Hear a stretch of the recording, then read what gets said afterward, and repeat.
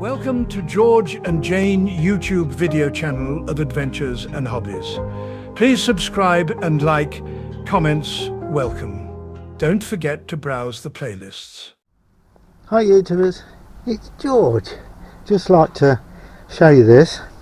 I'm fitting one of these automatic coolant bleed kits to the Mazda Bongo, and I found the easy way to do it is to rather struggle with in here with your drill. So a lot of preliminary work is to take alternator off completely, the oil filler casting here, and the alternator bracket which goes on the front of the engine. And then you can actually get your drill through the wire in here and drill it without a 90 degree. But I've ordered the kit with a 90 degree because I can use that, but it's going to be a while before it arrives. And so yeah, and I'll be perfectly honest, it's quite a neat job doing it that way. You get a bit of swarf metal coming through, but you can actually file this, make it smooth, the hole where the pipe's going to come through, and then it's going to go through there, which I've already done in the engine compartment. I had to put this yoga mat on the windscreen because the sun's shining through here. I can't see what I'm doing. So I just put this rubber mat on the windscreen. Look, the sun is directly in my face when I'm trying to work, and that worked as well. I'll just pull that off, chuck that in the van somewhere. Bit of a mess at the moment,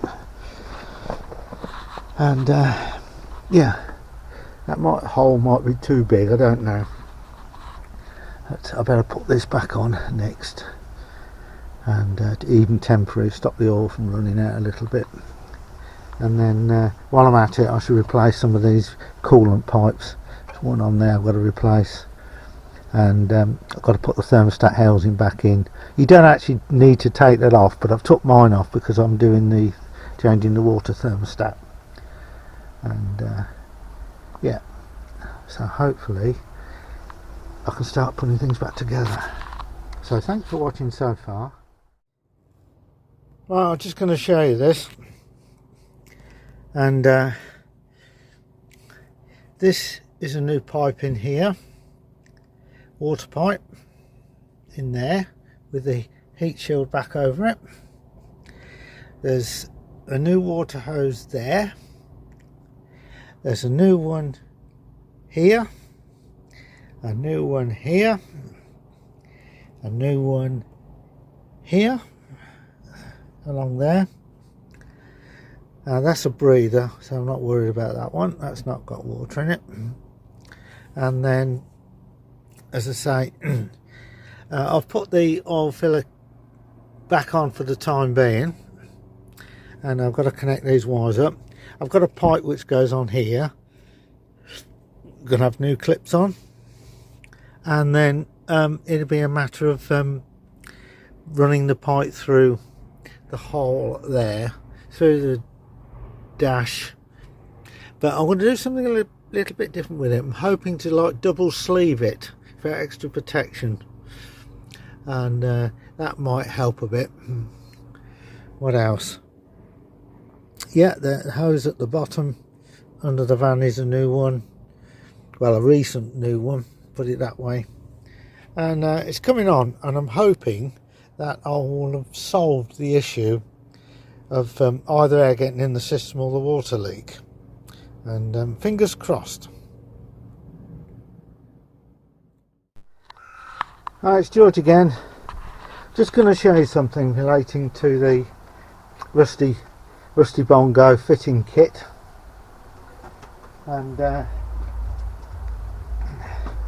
you don't actually need to use a right angle to drill this hole here for the bleed kit, and I managed with a couple of things.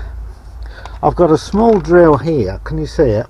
I got this free from one of the do-it-yourself companies. I think it might have been Wix. They had an offer on. I was buying something else, and because I bought it, I got a free drill. And I've had this for years, and it's only a 300 watt drill. But this drill will actually fit through the glove compartment, and I can hold it upside down like that inside the dashboard to drill the hole. Got it so far drilled, and then I'll use my big drill, which is this long thing. And because I removed this oil filler cap, I could actually get this drill up inside the engine compartment to get it to the right size, this hole, providing I've got it the right size. I'm still waiting on the kit to arrive, but it's going to take a long time to arrive, and I was struggling. I thought, well, I've got to do something. This van's going to be off the road for weeks at this rate. So that's what I did. I drilled the hole and got the hole through there, and you can see I've changed hoses and things. And I don't want to fit the alternator back yet, which sits in here with a bracket. There's two bolts that go just where my finger is, one in there, one in there, which holds a bracket which supports the alternator, and the what it also supports is the adjusters and things like that. And I don't want to put everything back until I ensure that that hole I've drilled there is big enough. So that's where I am with the project. And another thing I'm sorting out while I've got the leisure battery off at the front, I can't show you because it's just started to rain. Another thing I've been doing is I'm sorting out little jobs, and round the back of the leisure battery is the windscreen, the washer pipe for the rear wipe and wash for the rear window, you know, the back window there. And it works okay, but if I leave the van for any length of time and need to use a washer on the back window, the water's run back in the pipe right the way back to the pump. So it takes ages for the water to actually appear out the back on the back window. So what I've done, I put a non-return valve in the plastic line, and it sits behind the leisure battery. I can't show you that because it's raining at the moment. In fact, I'm going to have a quick pack up my tools. Okay, I will show you it. That's the non-return valve there sitting, and it's behind where the leisure battery sits. And I've got to go in now because it's raining.